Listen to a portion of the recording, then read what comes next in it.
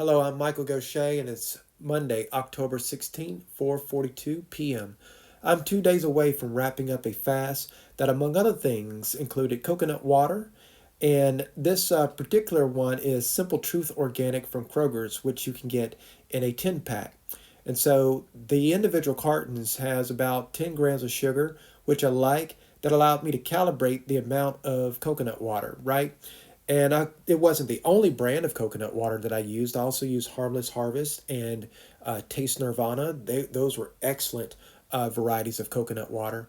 But I primarily lean on Simple Truth. I also kept my cocoa powder portioned into these little cups that I got from Walmart. They made preparation easy while on the go. When I break my fast, it will begin with vegetable broth and some green leaves. My first hurdle was identifying the vegetable broth that met my standards for health and costs. I did not want my vegetable broth to be flavored with extra sugar and salt, and so it took a while, but I found a few candidates at Kroger's. Kettle and Fire is one brand. Theirs was the first that I laid eyes on out of all the different vegetable broths I looked at that was basic, simple, non GMO, but it's a tad pricey, so I only got one container. But I like the ingredient mix. And, in these times, the number one question is how does one eat healthy in an affordable way? And so, vegetable broth is going to be a huge ingredient. My second choice for vegetable broth was a brand called Pacific Foods. I've had theirs before, and I didn't like the cane sugar additive in their primary version. And so it took me a while, but I found a different variety. This one's at Kroger's as well. It's low sodium. It has no cane sugar, and it's more basic than the primary one. And this is what I want. I want basic vegetable broth, not one that is laden with all these different aspects to it.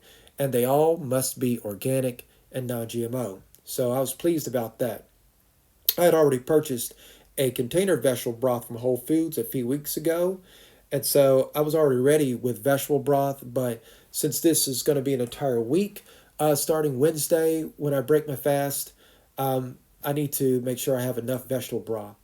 And so chickpeas is one of the elements I'm going to add to my broth at some point, probably on day two.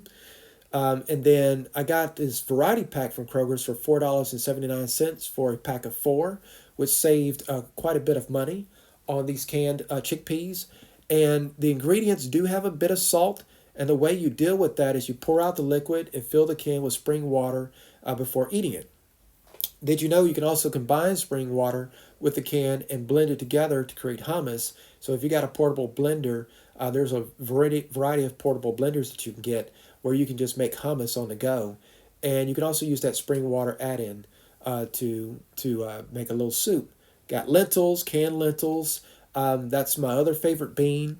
Chickpeas would be my number one. Lentils would be my second.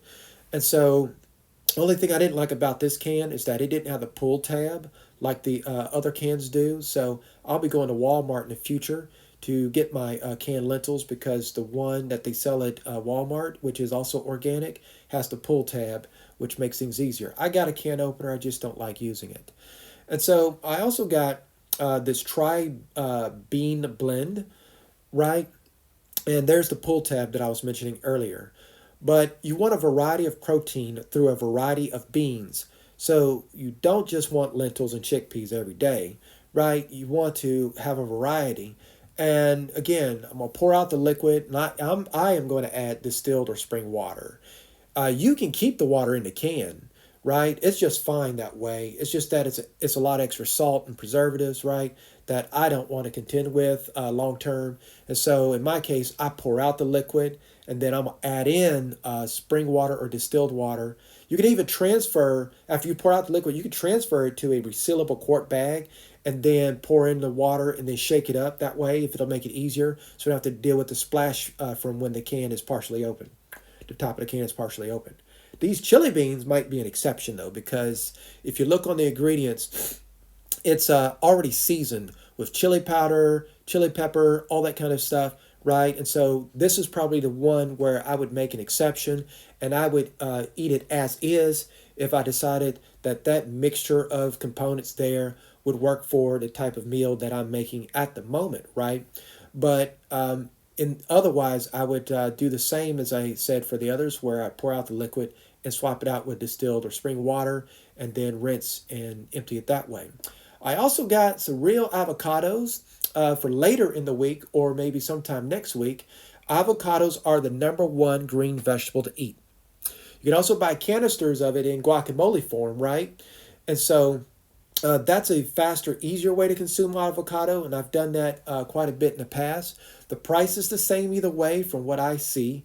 But in this case, I want to taste the avocado directly when I do eat it again, and instead of doing it in a mash.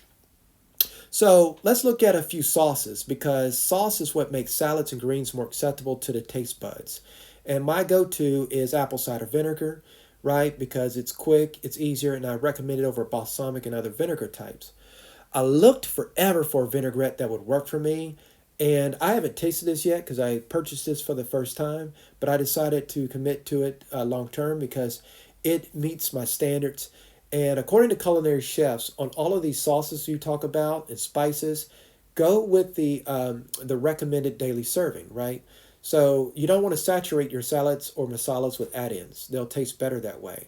And I like the ingredients list on here except for the honey, but I decided to make peace with that and allow it, right? And so I think this is going to be a great add-in, right? This is going to be a great way to make salads work for me personally. And I might even find creative ways to use it in other meals as well. But for the different salad mixes that I'm going to show later on, I think this will be a great thing to add to it.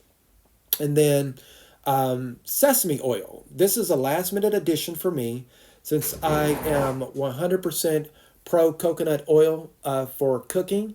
However, I thought I would give an oil besides olive oil and coconut oil a try. What I like about this one is it is non-GMO. And again, you want to pay attention to the portion size because unlike coconut oil, you don't want to use too much. And what I like is you got the one ingredient, which is sesame oil. That is absolutely fantastic. Also, ginger is a recommended ingredient in many vegan meals, vegetarian meals. I took a shortcut, right? And so a couple of weeks ago, I decided to pick up some ginger juice. And what I like about the ginger juice initially was it was going to be my attempt to try and, again, I just want to show you that non-GMO label on that sesame oil. But what I like about the ginger juice is I was going to try to make this Middle Eastern ginger cardamom tea mix, right? And so I failed at that, but I figured that I could use this ginger juice for sauces and mixes. So I don't have to cut up the ginger, I don't have to squeeze ginger, but I can still get the many health benefits of ginger, right? So what I realized is most of the items that I had purchased, they can be stockpiled, right? Stockpiled dry.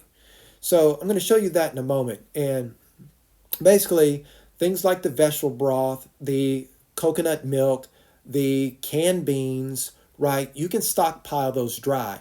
And what that does is that saves you on refrigerator space and refrigerator room because these items are grab and go. You can pick them up, grab what you need for lunch or dinner. Most of these can be eaten room temperature as is, right out of the can. And, you know, if you've got some spring water, distilled water nearby, you can change up the flavor profile of the preservatives that's in the can, right? And that can really benefit you, right? And so by stockpiling this way, you can control your costs. You can also visually see your consumption so you can know if you're eating too much. Now, for refrigerated items require special handling to consider. Not everything I show here had to be refrigerated right away, but it was just my preference, right? The sauerkraut and the ragu, I haven't opened them yet. And so I could have kept them in dry stock, but I just wanted to store them anyway. And if you open a can of beans and you want to save half the can, just pour the remainder into a quart-sized resealable bag and store in the refrigerator for a following day or a couple of days later. The main focus with the refrigerator is greens, perishable sauces, and coconut almond milks. I try to store the items by expiration date so it's easier to manage freshness levels and make the food last longer and stretch the budget. I didn't have to store the ragu sauce since it had not been opened, but I wanted it cold to begin with because it cooks better that way. Here's her tip. Tomato sauces are already cooked and can be eaten cold. You can also mix the ingredients in microwave or stovetop heat later. The thing about the ragu is I wanted that instead of the straight tomato sauce because it's cheaper in my estimation and what I calculated. I can use this ragu to make masalas. I studied many Indian cooking videos, and I'm going to mix the ragu sauce with chickpeas and coconut milk and other ingredients to create a custom masala. So I hope you enjoyed this, and I hope this finds you well. The number one question is, how does a person eat healthy in the United States in an affordable way with cost of living going up and be on that healthy track, either vegetarian and or vegan, and do it where it is completely healthy from top to bottom and affordable, right? We want health and we want it affordably. So what I set out to do during my fast, 30-day fast, is I wanted to take a step away from food and go over 100% complete meal supply you can mix and match to create dozens of meals for under $150 that was stretched for weeks. One of my inspirations was Yeung Man Cooking on YouTube.